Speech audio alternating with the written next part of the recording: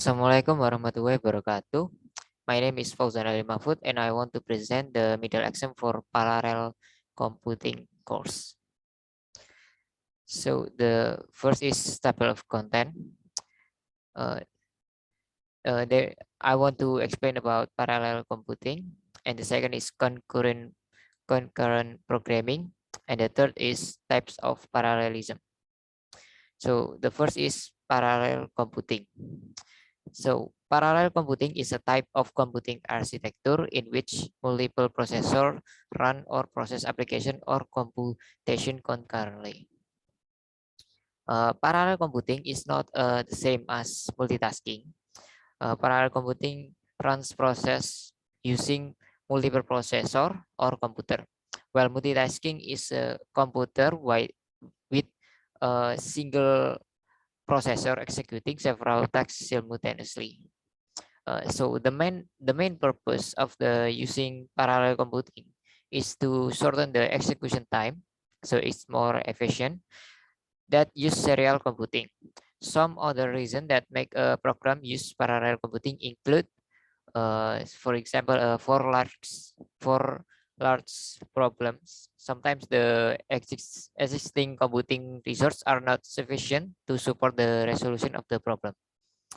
The other example is savings in hardware procurement costs by using several inexpensive machine as an alternative to use one good but expensive machine. So you don't have to buy another machine. And there's a limit memory capacity on the machine for serial computing. Uh, and one of parallel computing is a one use of parallel computing is a multi-core processor. With multi-core processor, developers find it easier to develop their programs when working with complex algorithms and that perform multiple tasks at once. So the second is I want to explain about concurrent programming. So the current programming is a form of computing in which several computations are executed concurrently over successive alternating periods of time until one computation completes before the next begins. So the terms concurrency and parallelism are similar, but it is different. So concurrency is how to deal with multiple jobs at once, and concurrency is a concern with how to structure and work so that many jobs can be done simultaneously. And the other hand, parallelism is how to do multiple jobs at the same time. In other words, the execution of many jobs simultaneously. Sometimes several processors are or tasks in concurrent programming is used the same resource or data. The same data in that process is a critical section and should not be executed at the same time. So it must have a interval between the tasks. Therefore, the task or process must be flagged or marked that it is working on a critical section so that it doesn't get messed up. When many processes are about to enter the critical section, the process must wait until the previous critical section process is complete, but each process has a waiting time to avoid deadlocks. Critical sections should not be performed simultaneously, like I said before, so it doesn't get messed up. And I have an example here of a critical section case is the bounded buffer, which producer and consumer. I will explain the first here is so we assume that a producer and customer are tasks and process. The producer process the web page and the consumer display it, while the buffer in the middle is a shared memory that can store data. We have to set the producer to send the data only until the buffer is full and wait, while the consume the data or use the data if there is a content and waits if it's until it's empty.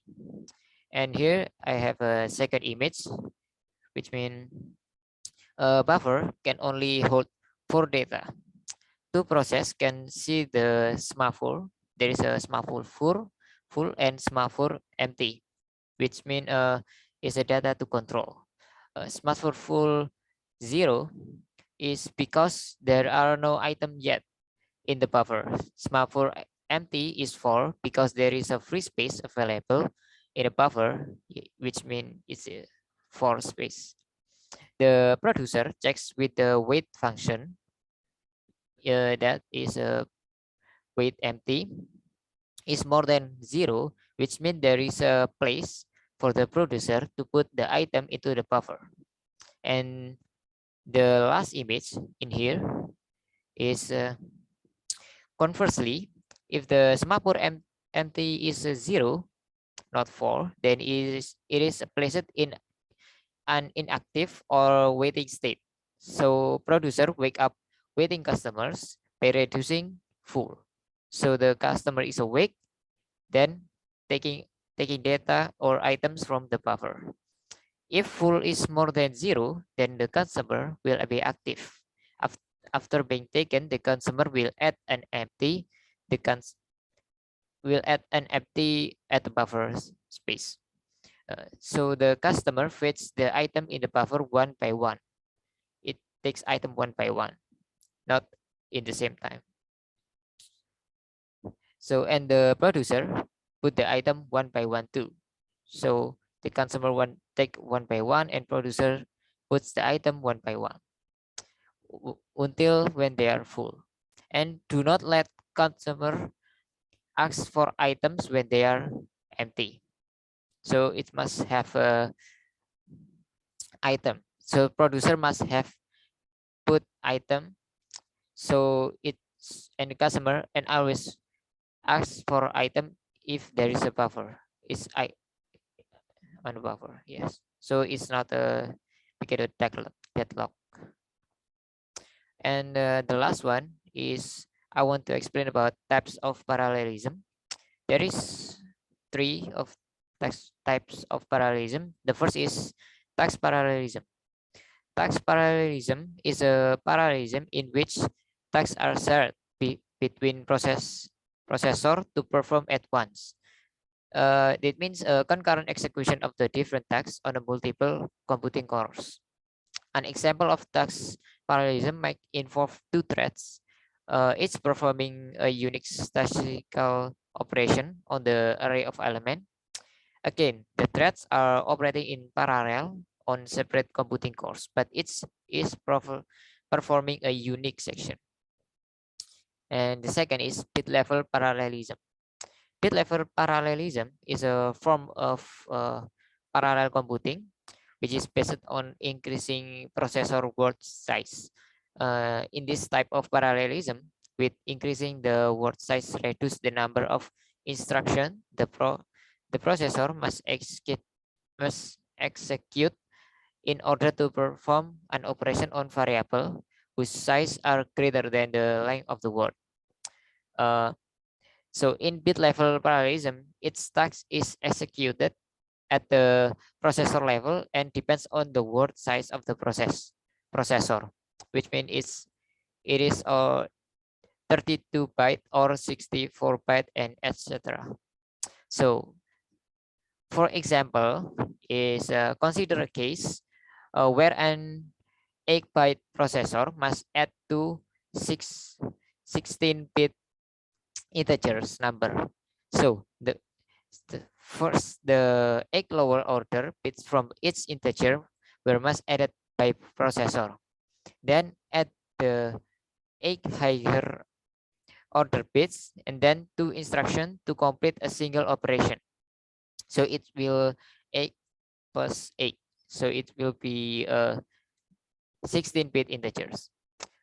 The other hand, a processor with 16-bit in the processor will be able to complete the operation with a single instruction. And the last is instruction level parallelism. Instruction level parallelism means the simultaneous execution of multiple instructions from a program. While pipelining is a form of ILP, instruction level parallelism, we must exploit it to achieve parallel execution of the instruction in the instruction stream. So ELP, instruction level parallelism, runs at the hardware level dynamic parallelism, and that includes how many instructions are executed simultaneously in a single CPU clock cycle. So that's it from me. Sorry if there is a miscorrect or wrong words. Wassalamualaikum warahmatullahi wabarakatuh.